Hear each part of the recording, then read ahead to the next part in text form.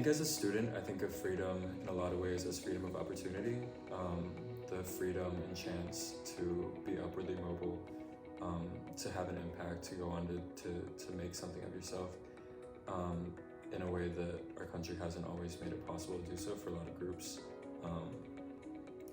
I think of freedom as very individual and personal, but also as very tied to like a collective, tied to your group, tied to your identity, and also tied to the systems that we have in place. And so I think of freedom at the individual level as like moving forward when we make a lot of progress systemically, is how I would imagine freedom in the future. Freedom means you can do more things now than what you can do back then, because you couldn't read. Like if they catch you reading, they can cut your tongue off and stuff. Or you had to work for people, like you had to be slaves, like, yeah. I think freedom means to me where everyone is living in harmony and peace, and we don't have to keep fighting for certain things we shouldn't have to fight for. And everyone just, at peace and relaxed.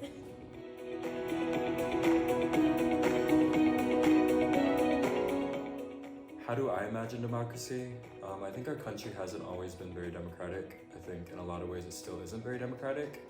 I think in the future, I think we can get to a place where it is a lot more democratic, in which people really have a voice.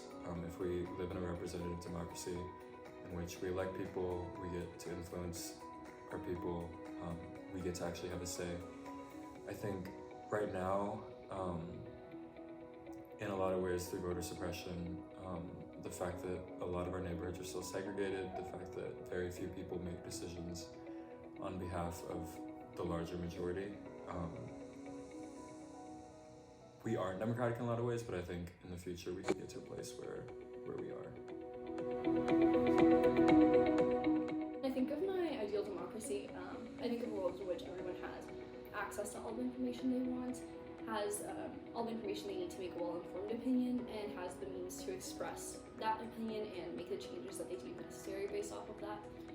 And I think access to information with, the internet and a lot of resources that we're seeing nowadays, we're kind of seeing that barrier get built over, but still some communities aren't able to access the information they need in order to kind of inform themselves on what's going on in the world. And there's also a lot of barriers when it goes into making the effective change that they want to see, whether it be actually going out and voting, like a quite literal interpretation of democracy.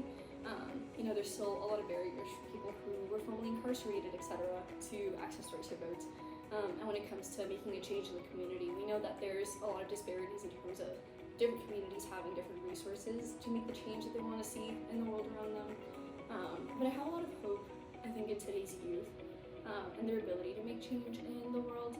I think that, especially with the rise of the internet, like I mentioned, a lot of information, we're able to share it and we're able to be more well-informed. So we're able to connect to people and understand the issues that are happening in the world around us. So now it's just like not our local communities, but we're also able to learn about how other people are empowering their community and become inspired that way. So I think the internet and like democratization through the internet and information access is really big. And I think also people generally care. I think it's really uncommon for me to meet somebody nowadays who is truly apolitical. I feel like everyone around me has some sort of perspective on how the world around them should operate.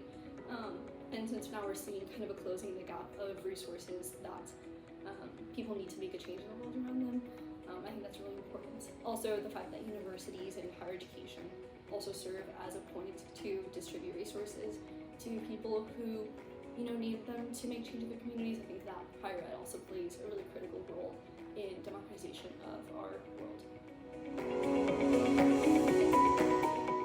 I think the youth definitely shape democracy in terms of generally pushing more left or having more diverse opinions than what necessarily existed in the past, or at least was reflected in like political consensus.